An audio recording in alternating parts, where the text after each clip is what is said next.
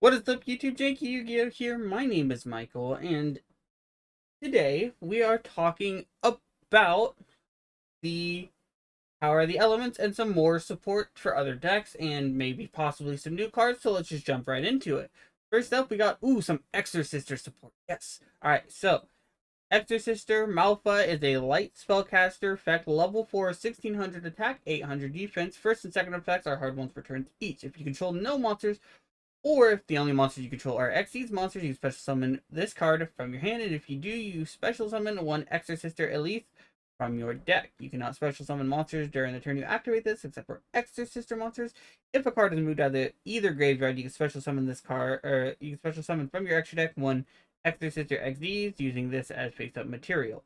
So, and it's treated as an Xyz summon, so the second part is what all of them have, but this is a good starter for the deck, as this allows you to start like playing and Xyzing into your Exosister cards. And while the Exosister, you know, Xyz monsters don't have quick effects if you summon them that way, they are powerful cards on their own. So that is very, very cool. So if you're going second, and you can break your opponent's board or whatever, this is a good starter card for the deck. We got a trap card for them called Exosister Litania. It's a normal trap card. You can only activate a card with this card name once per turn. If you control only Exorcist monsters, you can pay 800, target one card your opponent controls or in the graveyard, banish that apply one of the effects immediately after that resolve. Xyz summon one Exorcist monster using monsters you control as material, or for the rest of the turn, if you Xyz summon, banish one card your opponent controls. So this is very important.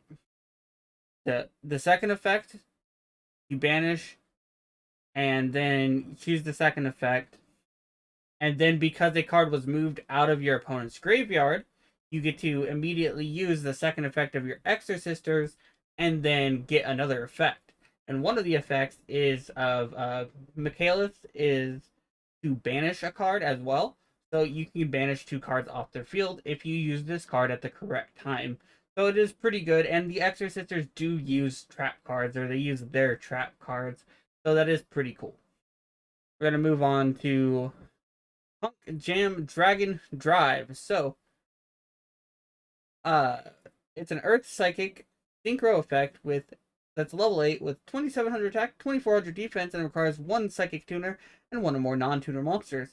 Its first and second effects are hard ones for turns, and if this card is synchro or special summoned by a Punk card effect, you can pay 600 life points, take one level 3 Psychic monster from your deck, and either add it to your hand or send it to the graveyard. If your opponent activates a card or effect in response to your Punk card's effects, uh, if it's in the graveyard, special summon. Okay, so it summoned itself out of the graveyard. This card's pretty good. It not only it sets up your plays and stuff like that, and uh, yeah, I think this card's great. Uh, it adds a level 3 psychic, which is very good. It's good generic support for psychic. On top, or it can foolish burial. So it's a great card, I think. In the Punk deck, I know the Punk is people are running it kind of as an engine. I've heard and all that. So, but I still think it's a pretty good card. Next up, it's our last card to talk about. Punk Jam Extreme Session. So it's a field spell that states the second effect can only use twice per turn.